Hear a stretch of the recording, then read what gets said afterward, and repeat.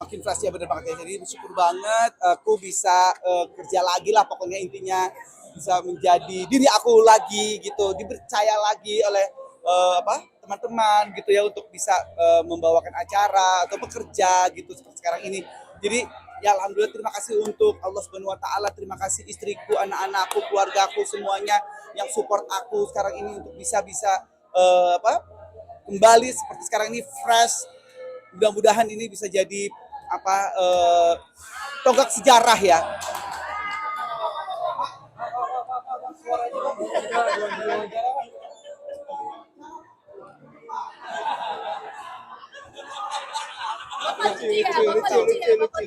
Lucu banget kan saya. Tapi dietnya berhasil. Alhamdulillah, ya itu dia. 10 kiloan. 10 kiloan, jadi lagi mengurangi makan juga, lagi diet lah pokoknya biar badan makin bagus ya, nggak gendut-gendut lagi gitu. Jadi ya menjadi yang terbaik lah versi sekarang ini gitu ya. Mudah-mudahan sih bisa diterima kembali oleh masyarakat, oleh TV-TV, media-media. Hai, saya udah sehat, saya udah bisa keren, udah bisa secakep ini sekarang gitu, makan lebih cakep lagi ya. Di umur mau gocap loh ini. Yang dirasa apa perubahannya sekarang? Yang dirasa perubahannya lebih seger aja, muka jadi lebih muda ya kan. Dan itu tentunya perawatan. Yang penting sih support keluarga sih. Support dari istri tercinta Bunda Dila itu yang luar biasa, yang selalu memberikan doanya itu loh. Kalau kita suka soal itu ibadah bareng lah gitu ya, pasti istriku memberikan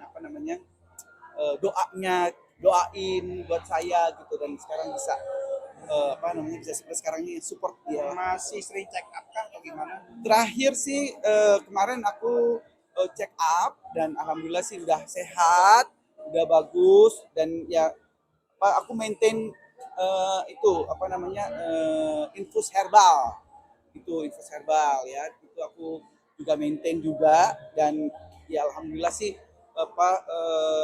dari istriku yang selalu ngingetin untuk minum obat-obatnya, minum herbalnya, itu semuanya. Jadi alhamdulillah insyaallah bisa membuat saya bisa bangkit kembali seperti sekarang ini. Kak, kemarin kan wacana mau pindah ke Australia. Itu benar gak sih, Kak? Dan ya. why? Kenapa? Ya kalau dikatakan benar atau tidaknya, ya ada benarnya, karena memang kita sempat kemarin itu sekitar 2 atau 3 minggu tuh di Melbourne ya. Itu sambil cari-cari juga sekolah anak gitu, nanti pas kuliah sih sebenarnya. Jadi masih sekitar 5 tahun lagi lah gitu. Dan ya makanya sekarang kita lagi nabung. Jadi makanya mohon media-media ya pekerjakanlah saya untuk saya bisa nabung untuk bisa menyekolahkan anak saya ke luar negeri, ke Australia. Jadi ya itu mimpi kita ya gitu, mudah-mudahan terwujud gitu. Pilihan negara itu selamanya atau seperti apa, Pak? 5 tahun. Ya 5 tahun lagi ya kuliahin anak aja sih sebenarnya. Misalnya kuliah anak nanti 2 atau 3 atau 5 tahun gitu. Kita di sana sekitar segituan lah gitu mungkin ya. Yang semuanya masih dalam proses penjajakan gitu. Berarti akan menikmati masa tua di negeri luar juga. Nah, kalau untuk masa tua di luar negeri sih kayaknya ya belum tahu sih. Itu masih Allah walam lah ya. Kita masih perencanaan, masih dalam mimpi itu semuanya. Tapi siapa tahu ya, ternyata aku malah benua di sana gitu. Mungkin aku punya bisnis di sana, atau mungkin punya karir di sana gitu. Itu kita nggak pernah tahu ya. Biarlah Tuhan nanti menentukan, dan seperti apa diri kita membawa di sana ya gitu loh. Ini maksudnya anak-anak pilihannya apa, mungkin sekolahnya ini? Ya sebenarnya sih kalau di sana nanti mudah-mudahan dia senang dengan kayak biologi gitu, terus juga senang seni juga gitu ya. Ya masih berubah-berubah lah gitu. Nanti masih kita masih melihat, nanti kan masih SMA-nya masih di sini, kita masih lihat lagi nanti ada perubahan kah atau peningkatan kah dari bidang apa yang dia sukai gitu. Tidak, mohon maaf, masih ada trauma nggak sih ingat kejadian? Oh itu, sampai sekarang? iya masih lah gitu. Ntar takut kalau tiba-tiba capek, atau tiba-tiba udah pusing sedikit, itu udah rasa udah deg-degan. Kalau pusing tuh ya, udah kecapean gitu deg-degan itu, aduh ini kenapa aku langsung ambil istirahat dulu, aku duduk sebentar gitu, kalau udah mulai cenut-cenut gitu ya duduk bentar deh gitu.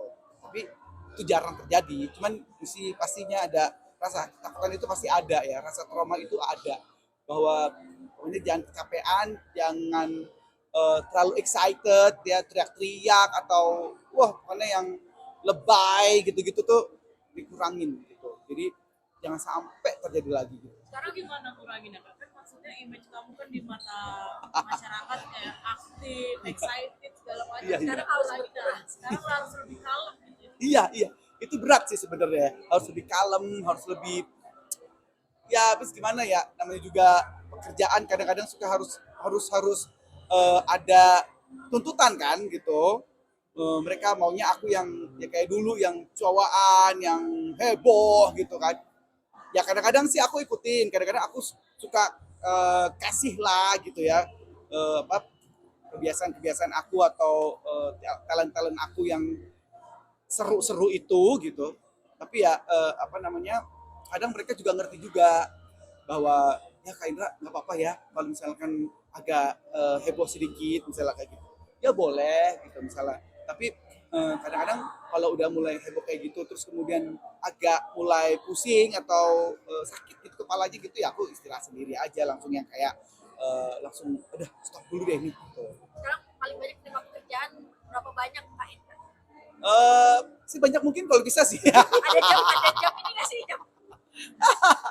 Ya. Ada pantangan jam? Pantangan jam sih ya kalau bisa jangan sampai pagi-pagi lagi gitu ya, misalnya selesainya jam 1 pagi, jam 2 pagi. Dulu kan aku kan kerjanya itu jam 11 syuting sampai jam 1 jam 2 pagi untuk disiarkan besok paginya. Ya kan? Terus aku siaran pagi jam 6 pagi sampai jam 10 pagi. Begitu Senin sampai Jumat. Sabtu Minggunya ada kerjaan off air gitu atau syuting lainnya. Jadi ya mungkin tubuh langsung memberikan peringatan begitu ya. Nah akhirnya karena aku juga ada darah tinggi juga waktu itu sehingga kurang istirahat, ya dia capek nih katanya si otak ini gitu. Udah pecah pembuluh darah yuk gitu. Nah ujubillah jangan sampai terjadi lagi. Semoga aku diberikan kesehatan selalu. Mohon doanya dari teman-teman media, teman-teman wartawan, pemirsa, fans aku ya. Mohon doanya. Ya. Terima kasih kepada Allah di kesempatan kedua nih. Iya, betul. Sekarang ya apalagi sih kalau kita ibadah lagi gitu. Ibadahnya lebih kuat lagi sama Allah sebagai rasa syukur dan rasa ungkapan terima kasih kita sama Allah itu adalah dengan kita beribadah, mengikuti perintahnya, menjauhi larangannya, udah itu aja. Dan tambah lagi dengan yang kita pun juga harus kita kasih tahu siapa ya, misalnya dengan kita berbagi atau dengan apa gitu ya. Tapi tentunya ada hal-hal di situ yang membuat kita supaya tetap sehat, tetap diperhatikan sama Allah, gimana ibadah kita sama Allah tuh lebih ditingkatin lagi gitu. Oke.